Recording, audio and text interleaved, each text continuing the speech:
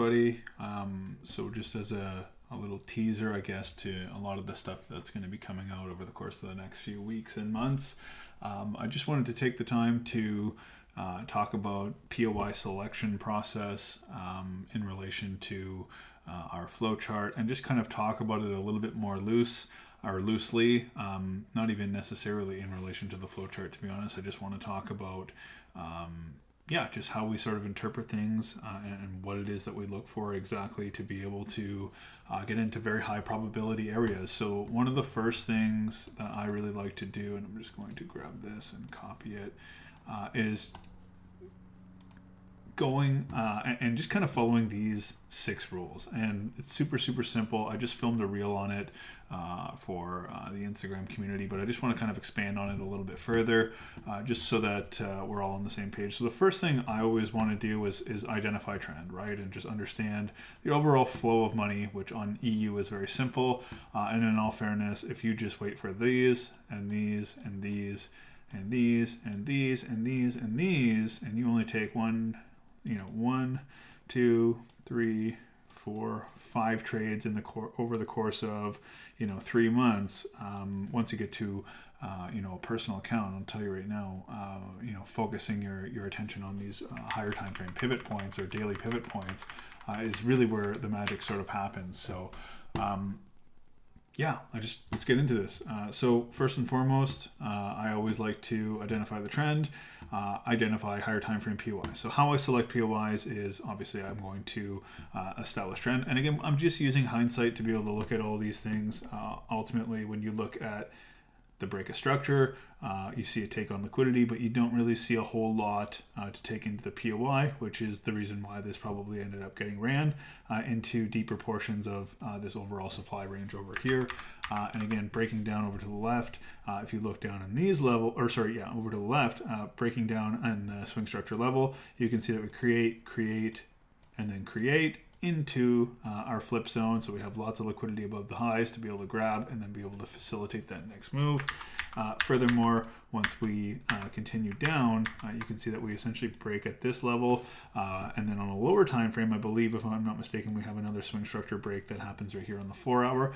The important part here is that you can see that we have a take on liquidity, we have a take on liquidity, we have a take on liquidity. Every single time we run liquidity and then immediately drop down, typically we're going to come back to those areas where we've pushed price in one direction, come back down, come back up, mitigate, and then continue that process, right? Same as the 1 minute, same as the 5 second, 15 minute, doesn't matter what it is, but focusing on that higher time frame narrative is ultimately how we're going to select the best POIs to trade away from and be able to kind of go on our merry way. So right now, I'm just going to jump down onto the 4 hour, and I just want to talk about what's happening in the most recent price so that we can kind of understand what it is that I'm looking for and how to sort of interpret the data. So right now, it goes without question that we have, in fact, taken out the swing structure low. So I'm just going to map that out, and I am going to say that we've taken out break a structure, swing.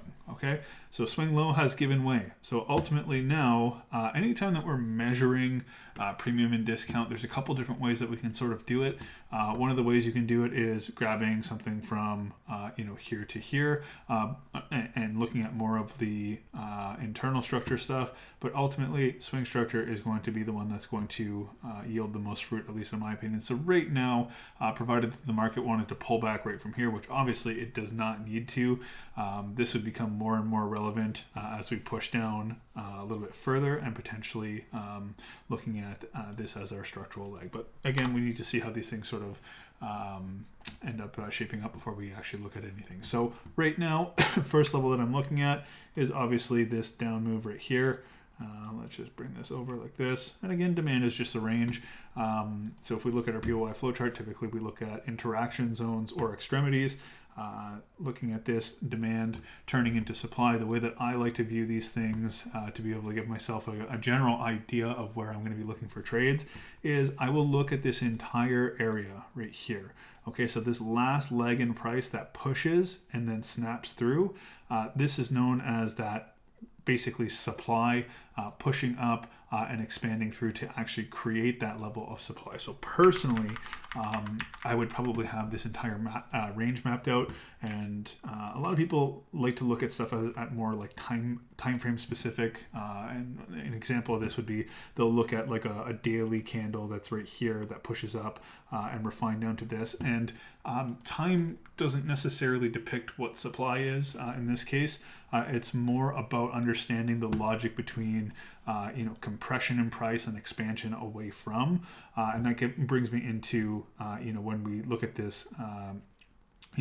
Rule number 5, let price show aggressive shift in order flow to be able to solidify that we're actually doing some sort of a reversal pattern, right? So when you look at this, again, the way that I like to view it is that this last push up like this, again, looking at this guy right here, this is that last push right here that pushes down, last push here that pushes down. When you look at the entire range, you can see that we come in to mitigate part of the range, right? A lot of people like to see 50% mitigation, all this kind of stuff. It's not about the 50% of the mitigation. It's more about how price develops after it. Perfect example is something like this, where we get that strict or that very, very sharp order flow shift. We have supply that interacts. We push down. We have levels to take into the POI. We break down, fail to take the low. What does it mean? The high is weak. We come up, mitigate the last bit of supply, and then we dump, right? So anyways, I don't even know where I'm going with this portion of it, but I just want to kind of talk about the fact that supply is not one specific candle. It's not one specific set of candles. It's very much the expansion, the contraction in price, and then that expansion away from it is sort of how I like to view things. So moving forward, identify lower time frame liquidity. It doesn't need to be 1 minute for lower time frame. It just means lower time frame than the initial trend where you're actually trying to frame your idea around. So if we were looking to frame a 4-hour trade idea, we would be looking at a level of liquidity to take, ideally something across these highs like this, possibly come in, get interaction, sweep in, and then break down.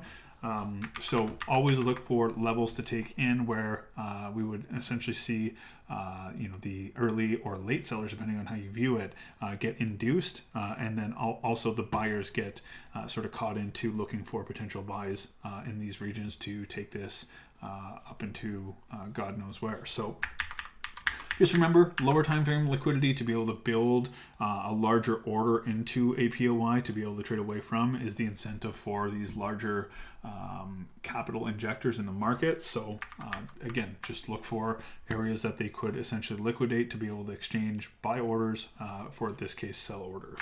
Now, moving forward, if we look at things on a larger sort of scale, we could look at this entire region as our supply zone up here as well. It does come from a sweep of liquidity. As you can see, we do liquidate all of this, potentially another strong level to sort of start looking for the lower time frame confirmations, which is literally just taking this exact list and then doing the same thing on that time frame for our medium time frame. In our case, typically we like to use the 15-minute and then sometimes the 30 to just kind of watch for order flow to reline for us, right? Don't take the first 15-minute chalk just because you saw a chalk.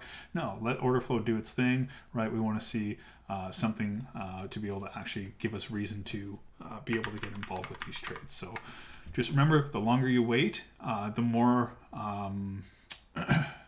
what am I trying to say here? The longer you wait, the more probable it is to catch the impulse, as opposed to just getting involved here, getting involved here, getting involved, like waiting.